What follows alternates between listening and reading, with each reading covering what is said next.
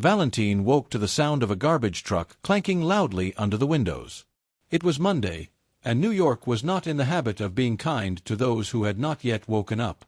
His apartment on 12th Street was small, with peeling walls, but it had a window from which he could see a piece of sky, and that was enough. He had lived here for 2 years. He had moved from Ukraine when he was 26. At first, he was silent, confused, with a suitcase that contained more books than clothes. His English was broken, but he spoke it with the same poetic intonation as his native language. People either didn't understand or fell in love with his strangeness. He worked at a coffee shop on the corner, where the baristas wore tattoos of Kafka quotes and customers ordered lattes with oat milk and a touch of melancholy. Valentin didn't like coffee, but he liked to listen. Sometimes he would write down phrases he heard in his notebook. I feel like I'm disappearing. He didn't even remember my birthday. I just want someone to notice I'm here. These words were like fragments of other people's fears that strangely resonated with his own. He wrote poems when he got home, not for publication, but to keep from falling apart. His laptop was full of files with titles like Not for Anyone, In Case You Forget, and I Was Here.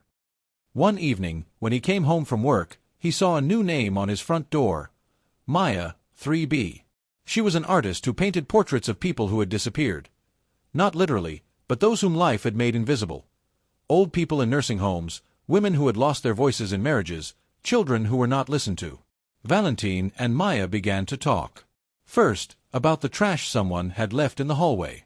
Then, about how hard it was to be seen when you didn't scream. She showed him her paintings, and he showed him his poems. They weren't in love. Their connection was quiet, like leaves falling in autumn, not dramatic, but real. One day she said, "You're afraid of being forgotten." "Yes," he replied. "Because if I'm forgotten, it's as if I never lived." She was silent, and then she brought him a portrait. It showed him, not as he looked in the mirror, but as she saw him, with eyes full of stories and hands that held the world even when it was falling apart. "You've already left a mark," she said. "It's just that he's not always visible." These words didn't take away his fear. But they were the first crack in the wall he'd been building for years. He began to write not just for himself, but for others. He hung one of his poems in a coffee shop. People read it. Some cried. Some left notes. And for the first time in a long time, he thought, maybe being forgotten isn't the end. Maybe it's just part of the journey. After Valentin posted his first poem in a coffee shop, something changed. People started leaving notes. "This was about me. I'm also afraid of being forgotten. Thank you for saying it out loud." He didn't know how to react. His words, which had previously been only for him, now became a mirror for others. Maya said, "You created a space where people can be real. That's rare." Valentin decided to go further. He created an Instagram account, at valentin.poems. At first, just photos of poems on napkins, on walls, on hands. Then, short videos where he reads them against the backdrop of a city that doesn't listen. His voice was quiet but sincere, and it touched. The first 100 followers were acquaintances, coffee shop customers, random passers-by. Then, 200. Then, silence. The algorithm didn't like silence. He demanded volume, drama, clicks. Valentin didn't want to scream. He wanted to be heard without losing himself. He started experimenting.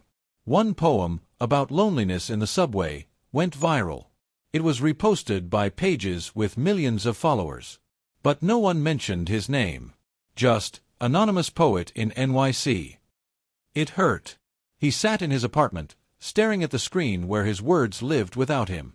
And he thought, maybe being forgotten isn't always about silence. Sometimes it's when you're seen but not known. He wrote a poem. I am a voice without a face. I am a name without a memory. I am someone who was, but wasn't.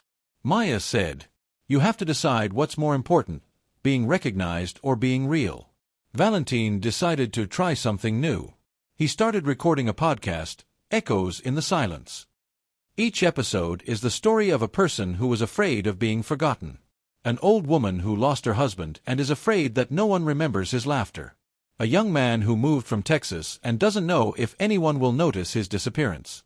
A woman who lost her child and is afraid that her pain is a shadow that everyone avoids. Valentin was not a journalist. He was a listener.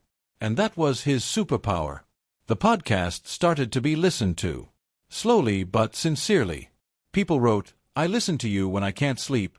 You are like the voice I've been looking for my whole life." He didn't become famous. But he became important.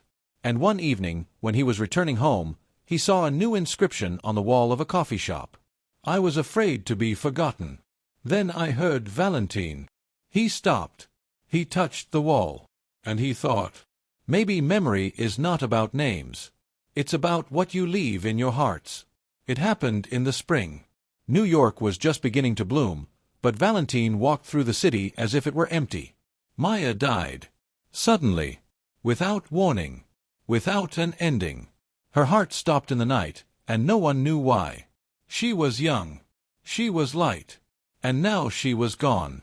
Valentin learned about it from a neighbor who brought him a box of Maya's things. There were her brushes, a notebook where she drew portraits, and a note. "If I disappear, remember me as someone who saw you." He sat on the floor, holding this note, and couldn't breathe.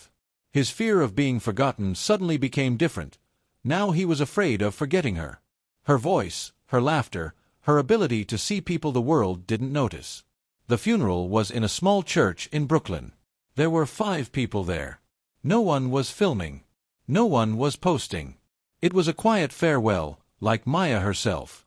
Valentin brought her portrait, the one where she painted herself as a shadow embracing the light. He placed it next to the candle. And he said, "She wasn't afraid of being forgotten. She was afraid that we would forget ourselves." After the funeral, he returned to his apartment. And he began to write. Not poems. Letters. To her. Every day. "Today I saw a woman who reminded me of you. She held a child as if the world were fragile. I read your notes. You were the voice I didn't know I needed. I'm afraid I'll forget how you smelled of paint." These letters became a new project. He called it the Archive of the Unforgotten.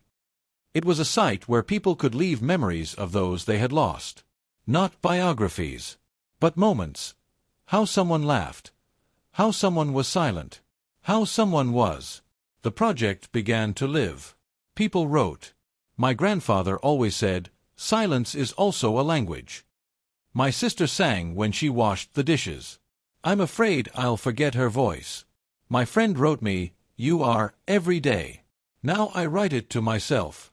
Valentin read everything. And cried. And laughed. And thought. Maybe we can't stop death. But we can stop forgetting. One day he received a letter from a woman in Texas. "I didn't know Maya. But because of you, I remember her. And that means she exists." He printed out this letter. He hung it on the wall. And he wrote a poem. "You are not a shadow. You are light. I am not empty. Because you were." 6 months had passed since May's death. Spring had turned into summer, and Valentin was still writing letters. But now it wasn't just to her.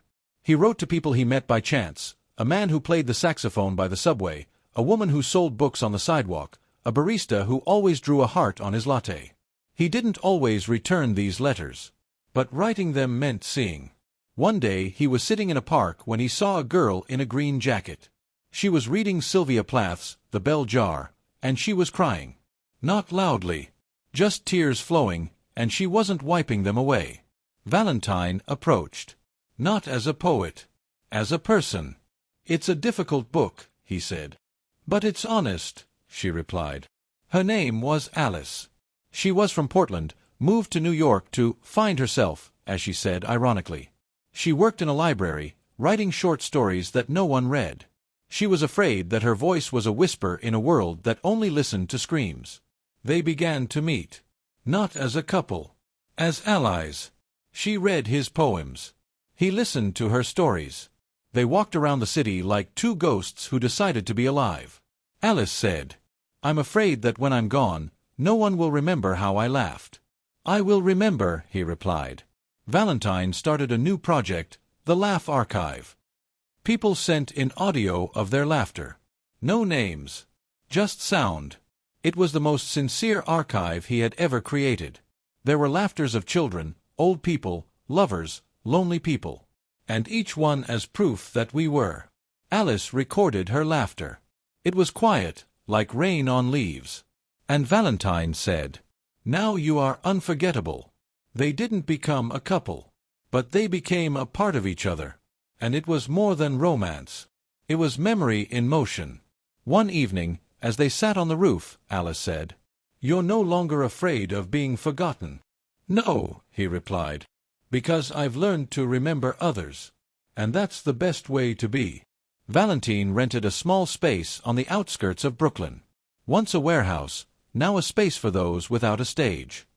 He called it the room without applause. There were no microphones, no claps, no cameras. Just chairs, lamps, and silence waiting for a voice. The idea was simple. Anyone could come and share something they were afraid of losing. A memory, a poem, a phrase spoken by someone who was no longer there. People came. First 3, then 10, then a room full. Someone was reading a letter to their mother who had died of cancer. Someone was remembering a brother who had disappeared into the system. Someone was just silent, and that was also a performance. Valentin didn't moderate. He was listening. And recording. Not on a tape recorder. In memory. One evening, a man named James came. He was homeless, with eyes that saw more than anyone else in the room. He said, "I don't have a home. But I have a story. And if anyone hears it, I'm not gone anymore." He told me how he used to be a teacher. How he wrote poetry. How he lost everything. But he remembered how his students said, "You taught me to be human." And that was what kept him alive. Valentin cried. Not loudly. Just, the tears flowed, like the girl in the green jacket. And he thought, maybe memory isn't about what we leave behind. It's about what we let others keep. He began to write down these evenings in a diary. Not for publication. For himself. There were phrases in it. "I am afraid that my voice is just an echo. No one took my picture as a child. I exist because you listen." And one day he wrote, "I am no longer afraid of being forgotten, because I am part of the memory of others. And this is more than a name. It is a presence." Valentin woke up early. Not from the noise of the city, not from anxiety, just from the light that fell on his face. It was an ordinary morning. He made tea, opened the window, and heard someone singing on the street. The voice was uneven, but sincere. And he smiled. His apartment was already different. On the walls, notes, letters, phrases that people left in room without applause. On the table, a notebook, where he no longer wrote about fear. Now, about life. About how someone held the door for a stranger. As a child said, "I love it when Mom is silent, because then she listens." How he himself learned to be present. He no longer chased likes. His Instagram was quiet. But there were people there who wrote. "Your words are like breathing, when you forget that you can breathe. I am not afraid of being forgotten. Because I remember you." Valentin began to teach classes for those who wanted to write but were afraid. He didn't teach technique. He taught to be honest. He said, "Write as if no one is reading you. Because that's when you're truly read." One day he received a letter from Ukraine. From an old friend he hadn't heard from in years.